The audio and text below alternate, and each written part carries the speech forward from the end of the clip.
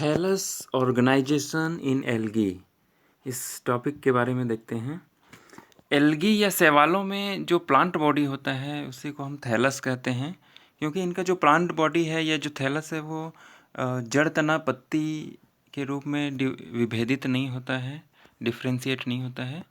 तो इसमें जो थैलस होते हैं उनका संगठन कैसा होता है, कितने प्रकार के होते हैं, उसके बारे में हम देखते हैं ना। तो हजारों प्रकार के स्पीसीज एल्गी में पाए जाते हैं, तो उनमें अलग अलग प्रकार के थैलस देखने को मिलते हैं।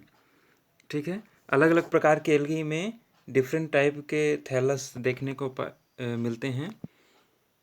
तो इन थैलस के बारे में हम डिटेल देखते जाएंगे। सबसे पहला है यूनिसेलुलर थैलस। ठीक है, यानी एक कोशिकीय शैवाल का थैलस होता है ये, मतलब सिंगल सेल ही वो शैवाल होता है। ये जनरली पानी में फ्लोट करते रहते हैं, तैरते रहते हैं। तो ये दो टाइप के होते हैं, एक मोटाइल यूनिसेलुलर थैलस। मोटाइल का अर्थ है कि ये मूव कर सकते हैं, चल सकते हैं, यानी पानी में ये तैरते रहते हैं। किसकी मदद से? तो फ्लैजिला की मदद से। ठीक है, फ्लैजिला की मदद से ये पानी में तैर सकते हैं। जैसे इसमें दो फ्लैजिला दिख रहे हैं, ये एक और ये दो फ्लैजिला ना। तो इन दो फ्लैजिला में मूवमेंट होता है जिससे ये सेल्स जो है मूव करते हैं। तो मोटाइल यूनिसेलुलर थैलस पाया जाता है क्लैमाइडोमोनास में। ठीक है, क्लैमाइडोमोनास एक कोशिकीय शैवाल है जिसमें फ्लैजिला पाए जाते हैं। ठीक है, कप शेप का क्लोरोप्लास्ट पाया जाता है, कप के आकार का, यहाँ पे ना ये, और बीच में केंद्रक है। ठीक है, तो ये यूनिसेलुलर मोटाइल थैलस होता है। नॉन मोटाइल यूनिसेलुलर थैलस मतलब इसमें क्या होगा कि इसमें फ्लैजिला नहीं पाए जाएंगे। देखिए, इसमें फ्लैजिला नहीं है। ठीक, तो ये फ्लैजिला नहीं होने के कारण ये मोटाइल नहीं होते हैं, नॉन मोटाइल होते हैं। तो ये क्लोरेला नामक शैवाल में पाया जाता है। ठीक है, क्या नाम है? क्लोरेला इसका एग्जाम्पल है। क्लोरेला में इस टाइप के सेल्स होते हैं, यूनिसेलुलर होता है और नॉन मोटाइल होता है। ठीक है, फ्लैजिला नहीं होने के कारण ये मूवमेंट नहीं कर सकते। दूसरा देखते हैं कॉलोनियल थैलस। कॉलोनियल का अर्थ होता है कॉलोनी बना लेते हैं, बहुत सारे सेल्स आपस में जुड़कर कॉलोनी बना लेते हैं, गुच्छे के रूप में पाए जाते हैं ना। इसका सबसे अच्छा एग्जाम्पल है ये वॉलवॉक्स। ये किसका है? वॉलवॉक्स है। वॉलवॉक्स के बारे में आपने पढ़ा होगा बीएससी में। ठीक है, इसको हम कॉलोनी कहते हैं या एक सिनोबियम भी हम कहते हैं। सिनोबियम यानी एक गेंद के जैसा संरचना है, बहुत छोटा सा गेंद है, बहुत छोटा सा ये थैलस है, लगभग ये एक डॉट के बराबर, एक बिंदु जो आप रखते हैं ना, तो उस डॉट के बराबर ये थैलस होता है। और इसको हम माइक्रोस्कोप में देखते हैं तो इस तरह का दिखाई देता है। इसमें जो बाहर की ओर जो सेल्स हैं उसमें फ्लैजिला पाया जाता है। ये जो बाहर की ओर सेल्स हैं इसमें क्या है? फ्लैजिला है। और जो बीच में सेल्स हैं उनमें फ्लैजिला नहीं होता है। फ्लैजिला बाहर की ओर जो पेरिफेरल पे परिधि की ओर जो कोशिकाएं होती हैं उनमें पाया जाता है, अंदर की ओर नहीं पाया जाता है ना। इसके बीच की कुछ कोशिकाएं डॉटर कॉलोनी बना लेती हैं जो कि बाद में फिर एक नया वॉलवॉक्स थैलस बनाएगा। ठीक है, अलग ग्रोथ करते हुए जैसे वो बड़ा हो जाएगा तो वो अलग थैलस बना लेता है। ठीक, तो इस तरह के जो थैलस होते हैं उनको हम सिनोबियम या कॉलोनियल थैलस कहते हैं। इन्हें सिनोबियम भी कहा जाता है ना, याद रखिएगा।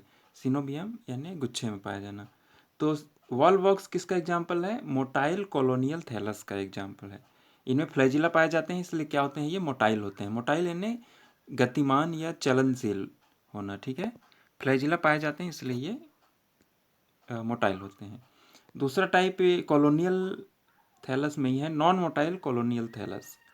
नॉन मोटाइल कॉलोनियल थैलस में फ्लैजिला नहीं होंगे। ये इसका एग्जाम्पल है पेडिएस्ट्रम। ठीक है, पेडिएस्ट्रम में यहाँ फ्लैजिला नहीं पाए जाते, इसलिए ये क्या होता है? नॉन मोटाइल होता है। और ये भी कॉलोनियल सिनोबियम टाइप का एक थैलस होता है। ठीक है, तीसरा टाइप देखते हैं सिनोसाइटिक या साइफोनेसियस थैलस। सिनोसाइटिक का अर्थ क्या होता है ये समझना जरूरी है। सिनोसाइटिक का अर्थ है कि ये बहुत सारे न्यूक्लियस जो है एक ही चैम्बर में रहते हैं।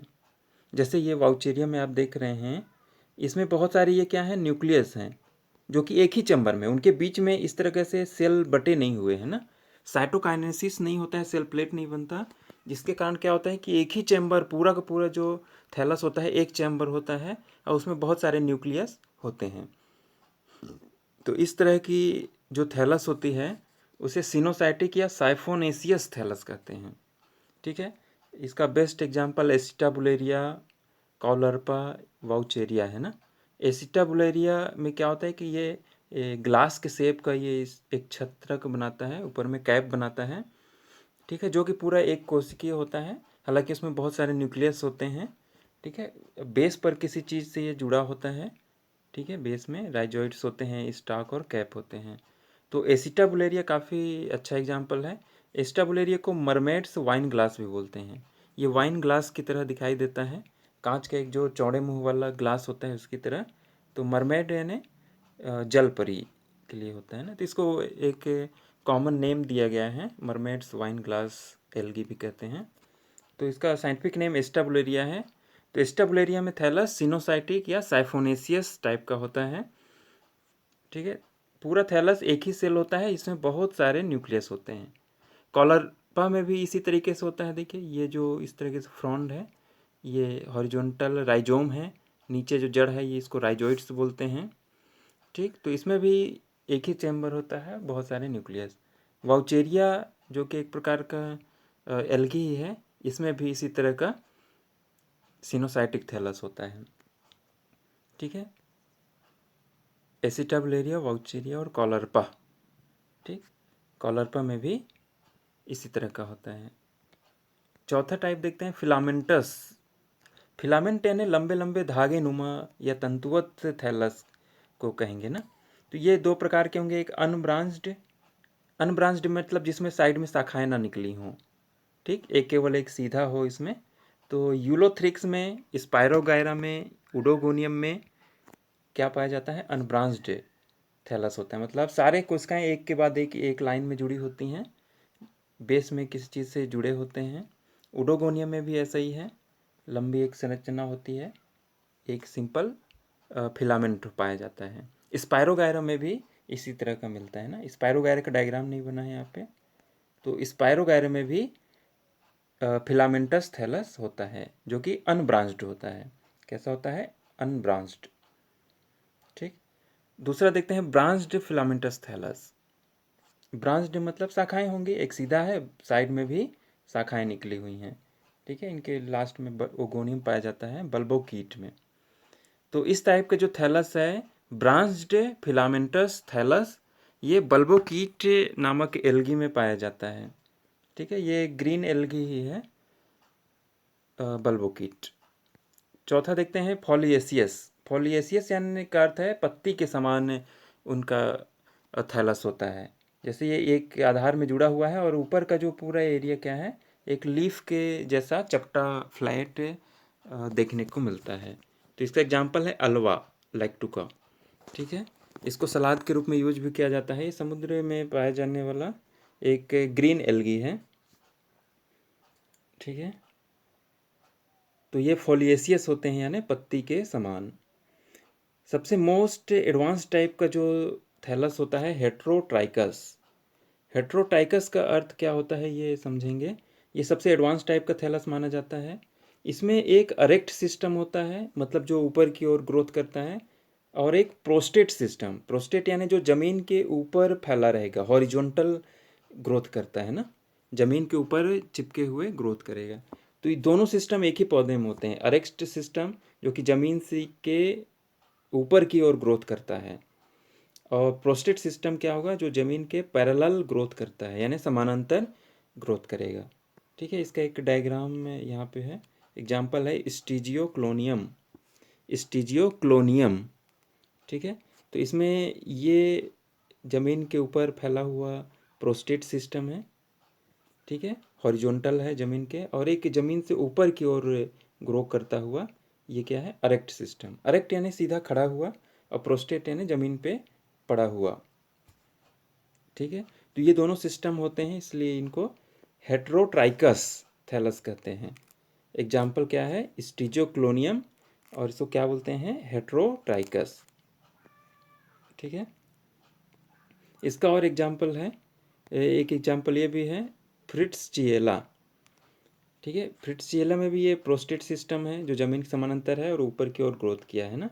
तो जो ऊपर की ओर ग्रोथ करता है उसको यहाँ पे दो भाग में डिवाइड किए हैं, प्राइमरी प्रोजेक्टिंग सिस्टम, यानी जो शुरू में निकला ऊपर की ओर प्रोजेक्ट करता है ऊपर की ओर, और सेकेंडरी प्रोजेक्टिंग सिस्टम। ये दोनों अरेक्ट सिस्टम के ही भाग हैं, मतलब जो ऊपर की ओर ग्रोथ करते हैं ना। तो जो शुरू में किया है उसको प्राइमरी बोल दिया, और बाद में जो शाखाएं निकले उसको सेकेंडरी प्रोजेक्टिंग सिस्टम या सेकेंडरी अरेक्ट सिस्टम कह सकते हैं, है ना। तो ये इसमें पाया जाता है। नीचे राइजॉइड्स होते हैं, राइजॉइड से जड़ के समान संरचनाएं होती हैं, परंतु ये एक सेल मोटी होती हैं, इसलिए ये रूट्स नहीं कहे जाते, राइजॉइड्स कहे जाते हैं ना। जो राइजॉइड्स की जो मोटाई होती है कितनी होती है, एक कोस की है, या थोड़ी और मोटी भी होती हैं, परंतु बहुत माइन्यूट होता है ना। ठीक है, तो इसके ये किसका एग्जाम्पल हुआ, फ्रिट्ज़िएला, जिसमें हेट्रोट्राइकस थैलस ही पाया जाता है ना। प्रो कोलियोकीट में भी हेट्रोट्राइकस थैलस होता है, परंतु इसमें केवल प्रोस्टेट सिस्टम पाया जाता है जो ज़मीन के ऊपर फैला हुआ रहता है। अरेक्ट सिस्टम इसमें नहीं होता है, मतलब इससे ऊपर की ओर ग्रोथ करने वाली ब्रांचेस जो हैं वो इसमें नहीं पाई जाती हैं, वो विलुप्त हो चुकी हैं इवोल्यूशन के क्रम में, उद्विकास में वो विलुप्त हो गई हैं, अब नहीं पाई जाती हैं। तो कोलियोकेट में केवल प्रोस्टेट सिस्टम पाया जाता है। ये जो दिख रहा है ये सीटा है, ये कांटेनुमा संरचनाएं होती हैं, परंतु अरेक्ट सिस्टम इसमें नहीं होता है, केवल प्रोस्टेट सिस्टम जो ज़मीन के ऊपर फैला रहता है पाया जाता है। ठीक है, ड्रेपरनेल्डिया और ड्रेपरनेल्डियोप्सिस, ये दो एल्गी हैं जिनमें केवल अरेक्ट सिस्टम पाया जाता है, यानी ज़मीन से जो ऊपर की ओर ग्रोथ कर रहे हैं। प्रोस्टेट सिस्टम इसमें क्या हुआ है, डिजनरेट हो गया है, नहीं पाया जाता है इसमें। ठीक है, तो ड्रेपरनेल्डिया और ड्रेपरनेल्डियोप्सिस दो बहुत ही अच्छे एल्गी हैं। ठीक है, तो ड्रेपरनेल्डिया में क्या होता है, एक मेन ब्रांच होता है जिसमें सारी कोशिकाएं एक समान है, और साइड में ब्रांचिंग होता है, ये साइड ब्रांचिंग यानी लेटरल ब्रांच, लेटरल यानी साइड में जो ब्रांच होता है, और मेन ब्रांच होता है। ड्रेपरनेल्डियोप्सिस में क्या होता है, इसमें भी केवल अरेक्ट सिस्टम होता है, परंतु जो इसका मेन ब्रांच है इसमें दो प्रकार की सेल्स होती हैं, एक बड़ी कोशिका लार्ज सेल और एक छोटी सेल। ठीक है, छोटी सेल आपको गांठ जैसे नज़र आएगी। ठीक है, तो जो छोटी सेल्स होती हैं उनमें से ब्रांचिंग निकलता है, और जो ये ब्रांचिंग साइड में निकलता है वो भी बहुत छोटे साइज के सेल्स होते हैं और छोटे छोटे ब्रांचेस होते हैं, इसीलिए इनको शॉर्ट ब्रांचेस भी कहते हैं। क्या बोलते हैं, शॉर्ट ब्रांचेस। ठीक है, शॉर्ट ब्रांचेस कहते हैं। तो मेन ब्रांच में दो प्रकार की सेल्स होती हैं, एक शॉर्ट सेल और लॉन्ग सेल। अब ब्रांचेस भी दो होंगी, एक मेन ब्रांच जो कि लॉन्ग होगी, और शॉर्ट ब्रांच यानी छोटी ब्रांच होगी साइड में, इसको लेटरल ब्रांच भी कह सकते हैं, साइड में है तो, परंतु ये इनकी कोशिकाएं ही छोटी होती हैं और ये ब्रांच भी छोटा होता है। ठीक, तो ये भी हेट्रोट्राइकस टाइप का एडवांस टाइप है, जिसमें प्रोस्टेट सिस्टम क्या हुआ है, डिजनरेट या विलुप्त हो गया है, केवल अरेक्ट सिस्टम पाया जाता है, ड्रेपरनेल्डियोप्सिस में भी और ड्रेपरनेल्डिया में भी। ठीक है, जैसे हमने देखा था ऊपर में क्या, कोलियोकीट में प्रोस्टेट सिस्टम केवल पाया जाता है, अरेक्ट सिस्टम नहीं पाया जाता ना। तो इसी तरीके से इसमें केवल अरेक्ट सिस्टम पाया जाता है, प्रोस्टेट नहीं पाया जाता, उल्टा जस्ट ना। तो ये एग्जाम्पल हैं हेट्रोट्राइकस टाइप के थैलस के। ठीक है, फ्रिट्ज़िएला भी था जिसमें दोनों सिस्टम पाया जाता है, स्टीजियोक्लोनियम में भी प्रोस्टेट और अरेक्ट दोनों सिस्टम पाया जाता है ना, किसके, हेट्रोट्राइकस टाइप का ये थैलस है ना। हेट्रोट्राइकस थैलस सबसे इम्पोर्टेंट और एडवांस टाइप का माना जाता है ना। तो ये हो गया आपके डिफरेंट टाइप के थैलस, तो इसके बारे में हम इतना ही देखते हैं।